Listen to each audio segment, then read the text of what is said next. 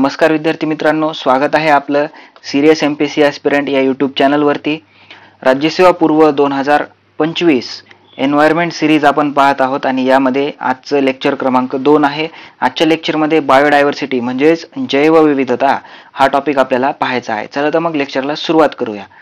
बघा, आजची पीपीटी मी बायलिंग्वल आणलेली आहे, मराठी व इंग्लिश दोन्ही भाषेत आहे, म्हणजे दोन्ही मधून तयारी करणाऱ्या विद्यार्थ्यांसाठी हेल्पफुल राहील। ठीक आहे, तर चला बायोडायव्हर्सिटी डेफिनेशन पाहूया। काय सांगते बायोडायव्हर्सिटी डेफिनेशन? बघा, इट डिनोट्स डायव्हर्सिटी ऑफ कोणाकोणाची डायव्हर्सिटी?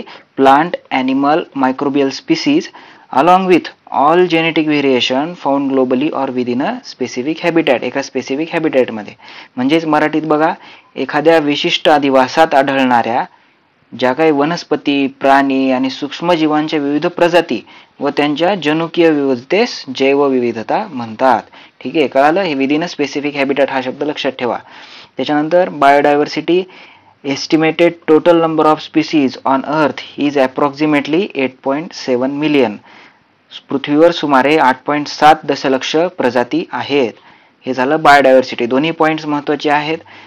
प्रश्न जर पडला तर ही फॅक्ट विचारली जाऊ शकते किंवा डेफिनेशन जरी विचारली तरी हा शब्द लक्षात ठेवा। त्याच्यानंतर पुढे चला।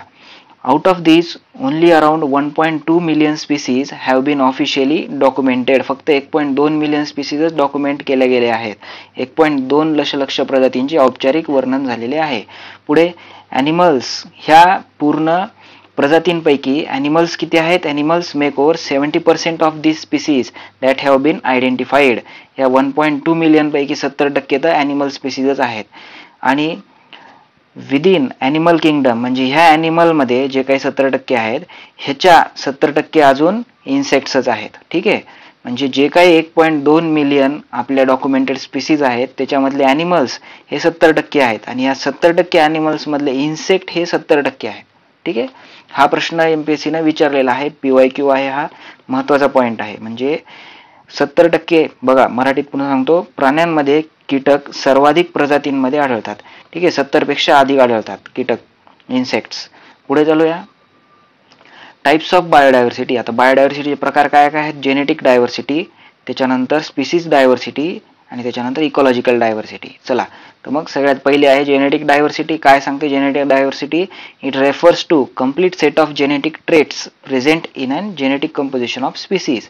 म्हणजेच प्रत्येक प्रजातीच्या जिनोम मधील एकूण जनुकीय वैशिष्ट्ये म्हणजे अनुवांशिक विविधता। ठीक आहे, किंवा जनुकीय विविधता।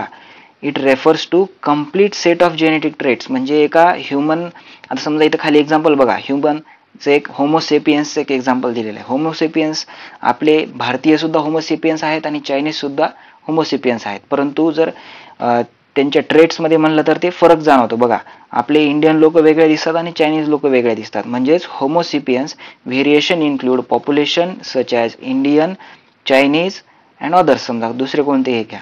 ठीक आहे, तर अशा प्रकारची डायव्हर्सिटी म्हणजे जेनेटिक डायव्हर्सिटी असते। पुढे चला, स्पीसीज डायव्हर्सिटी म्हणजेच प्रजाती जैवविविधता।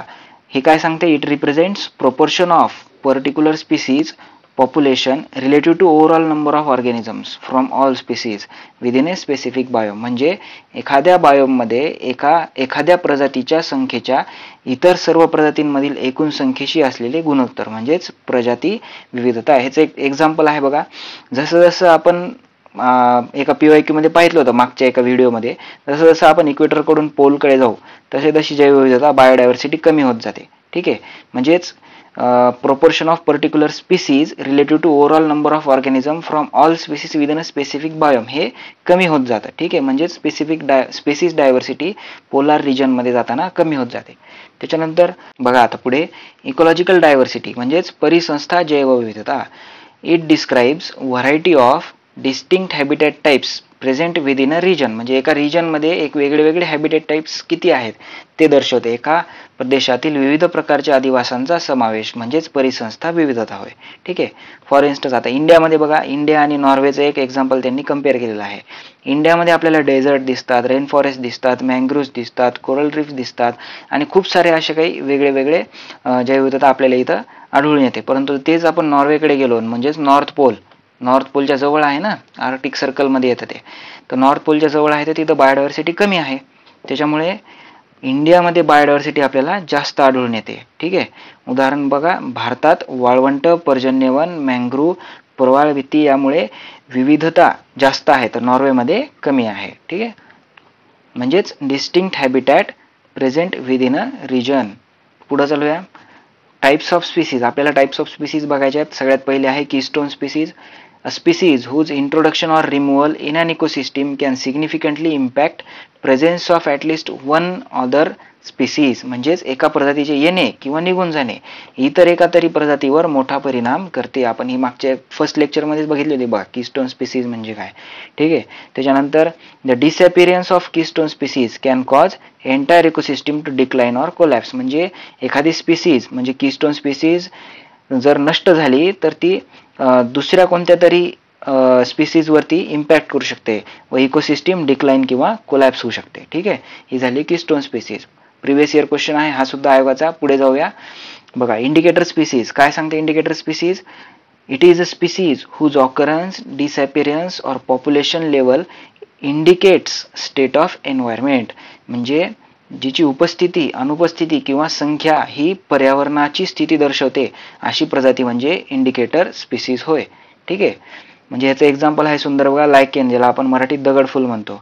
म्हणजे ह्याचा वापर आपण एअर क्वालिटी मोजण्यासाठी करू शकतो. त्याच्यानंतर फ्रॉग्स. फ्रॉग्स जे काय असतात हे एक साईन आहे of raising global temperature and atmospheric pollution. म्हणजेच बेडूक जागतिक तापमानवाढ आणि प्रदूषणाचे संकेतक आहेत. ठीक आहे, हे एक्झाम्पल इंडिकेटर स्पीसीजचे हे दोन एक्झाम्पल्स लक्षात ठेवा, लायकेन आणि फ्रॉग. पुढे चलूया. पुढची स्पीसीज आहे एंडेमिक स्पीसीज, म्हणजेच स्थान विशिष्ट प्रजाती.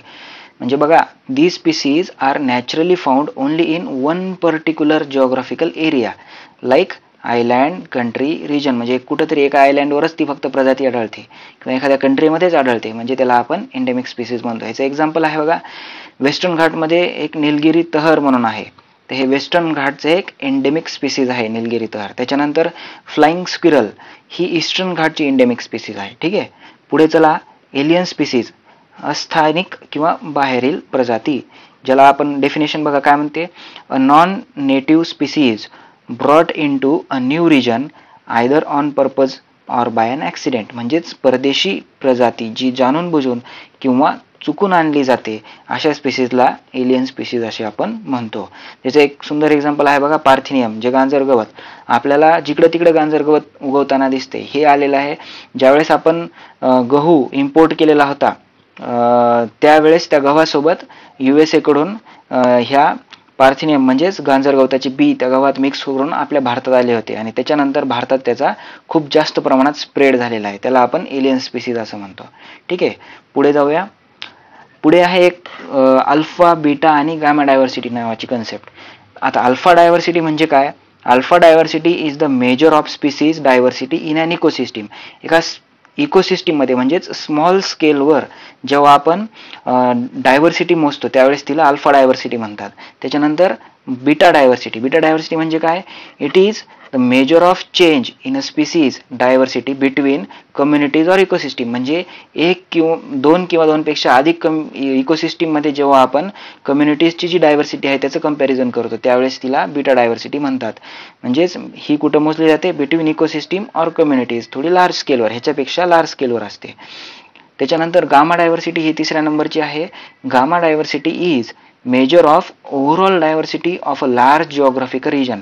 एका मोठ्या जिओग्राफिक रिजनमध्ये ज्या वेळेस आपण डायव्हर्सिटी मोजतो त्यावेळेस तिला गामा डायव्हर्सिटी असे म्हणतात. बघा, व्हेरी लार्ज स्केलवरती आहे. म्हणजे अल्फा डायव्हर्सिटीपेक्षा बीटा डायव्हर्सिटी लार्ज स्केल आहे आणि ह्याच्यापेक्षा सुद्धा व्हेरी लार्ज स्केलवर गामा डायव्हर्सिटी आहे. ठीक आहे, ह्या कन्सेप्ट आयोगाने विचारलेला आहे अल्फा, बीटा आणि गामा डायव्हर्सिटी बद्दल. चला पुढे जाऊया. आता बघा, आपल्या इंडियामध्ये टोटल एक 4 बायोडायव्हर्सिटी हॉटस्पॉट आहेत. ठीक आहे, तर हे 4 बायोडायव्हर्सिटी हॉटस्पॉट बऱ्याच PYQs मध्ये दिसून आलेले आहेत आपल्याला, MPSCच्या असो किंवा इतरही कंबाईनच्या परीक्षेमध्ये असो. ठीक आहे, तर बघा, इंडियामध्ये बायोडायव्हर्सिटी हॉटस्पॉट कोणता आहे, तर सगळ्यात पहिलं आहे हिमालयाज. म्हणजे हा पूर्ण हिमालयाचा एरिया पहिलं बायोडायव्हर्सिटी हॉटस्पॉट आहे.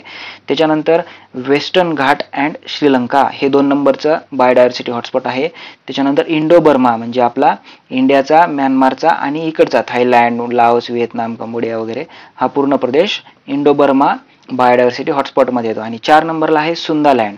सुंदालँड म्हणजे इकडे मलेशिया वगैरे वगैरे जे काही इंडोनेशियाचा भाग आहे, हा चौथी बायोडायव्हर्सिटी हॉटस्पॉट आहे. ठीक आहे. ह्याच्यामधलं जर हॉटेस्ट बायोडायव्हर्सिटी हॉटस्पॉट कोणतं म्हणलं तर हॉटेस्ट हॉटस्पॉट म्हणजे ह्याच्यामध्ये एक वेस्टर्न घाट येतं आपलं. ठीक आहे. त्याच्यानंतर पुढे जाऊया. Biosphere reserves in India. आपल्या इंडियामध्ये टोटल 18 बायोस्फिअर रिझर्व्स आहेत. ठीक आहे. तर हे तुम्हाला स्वतः एक मॅप घ्यायचा आहे आणि अशा प्रकारे तुम्ही त्या मॅपवरती प्लॉट करायचे. त्याच वेळेस ही पाठ होतील, नाही तर मग कन्फ्यूज होतील. एक्झाममध्ये प्रश्न ह्याच्यावरती कशा प्रकारे विचारला जातो, ईस्ट टू वेस्ट सिक्वेन्स विचारतात किंवा north to south, south to north असा सिक्वेन्स विचारला जाईल, किंवा हे बायोस्फिअर रिझर्व्ह कोणत्या स्टेटमध्ये आहे अशा प्रकारे तुम्हाला विचारलं जाऊ शकतं जोड्या लावामध्ये. ठीक आहे. तर सगळ्यात पहिल्यांदा आपण सुरुवात करूया कोल्ड डेझर्ट. मी ठीक आहे, इथं बघा मी अशा प्रकारे मार्क केलेले आहेत बायोस्फिअर रिझर्व्ह आणि ते त्याचं नाव आणि ते कोणत्या स्टेटमध्ये आहे. ठीक आहे, अशा प्रकारे दाखवलेलं आहे. एक एक आपण पाहूयात. मी झूम करतो थोडं. बघा, सगळ्यात पहिल्यांदा कोल्ड डेझर्ट. कोल्ड डेझर्ट म्हणून एक हिमाचल प्रदेशमध्ये बायोस्फिअर रिझर्व्ह आहे. त्याच्यानंतर नंदादेवी. नंदादेवी कुठं आहे, उत्तराखंडमध्ये. ठीक आहे. त्याच्यानंतर कांचनजंगा हा सिक्कीममध्ये बायोस्फिअर रिझर्व्ह आहे. त्याच्यानंतर अरुणाचल प्रदेशमध्ये येऊया. अरुणाचल प्रदेशमध्ये दिबांग म्हणून आहे. त्याच्यानंतर आसाममध्ये 2 आहेत बघा, दिब्रू सायखोवा, त्याच्यानंतर मानस, हे 2 आसाममधले आहेत. त्याच्यानंतर नॉक्रेक बायोस्फिअर रिझर्व्ह मेघालयमधला आहे. ठीक आहे. त्याच्यानंतर सुंदरबन आपल्या ओळखीचं आहे. सुंदरबन वेस्ट बेंगालमध्ये आहे. त्याच्यानंतर ओडिसामध्ये सिम्लीपाल नावाचं बायोस्फिअर रिझर्व्ह आहे. त्याच्यानंतर मध्यप्रदेशमध्ये या. मध्यप्रदेशमध्ये 3 दिसून येतात आपल्याला. ठीक आहे. बघा, मध्यप्रदेशमध्ये सगळ्यात पहिल्यांदा आहे पन्ना, त्याच्यानंतर आहे पंचमढी आणि त्याच्यानंतर आहे अचानक अमरकंटक. हे अमरकंटक प्लॅटो जो आहे इथला त्यावरती आहे ते. त्याच्यानंतर गुजरातमध्ये आपण पाहतो रन ऑफ कच्छ, गुजरात. ठीक आहे. त्याच्यानंतर जसं आपण साऊथला येऊ, खाली आहे आंध्र प्रदेशमध्ये बघा शेषाचलम म्हणून आंध्र प्रदेशमध्ये आहे. त्याच्यानंतर निलगिरी. आता एक्झामला एकदा हा प्रश्न आलेला होता आणि एक्झाममध्ये ह्याचं उत्तर तामिळनाडू दिलेलं होतं, परंतु हे तिन्ही स्टेटमध्ये कन्सिडर केल्या जाते. ह्या जॉईंटवरती आहे निलगिरी. ठीक आहे. त्याच्यानंतर अगस्त्यमलई हे केरळामध्ये आहे.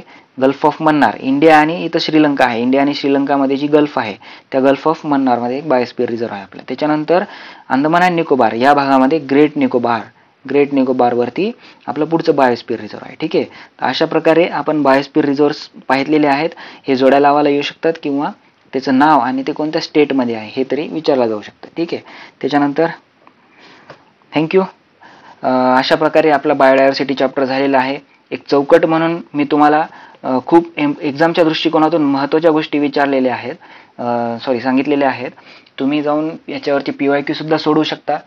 ह्याच्या बाहेर आयोगानं PYQ प्रीला तरी विचारलेले नाही आहेत, म्हणून ह्या व्हिडिओतून तुम्हाला येणारे देखील सर्व प्रश्न सॉल्व्ह होतील अशी मी खात्री देतो. व्हिडिओ जर आवडला असेल तर व्हिडिओला नक्की लाईक करा, चॅनलला सबस्क्राईब करा आणि हा व्हिडिओ तुमच्या इतर फ्रेंड्ससोबत नक्की शेअर करा. ठीक आहे. भेटूया आपण पुढच्या व्हिडिओमध्ये. तोपर्यंत थँक्यू.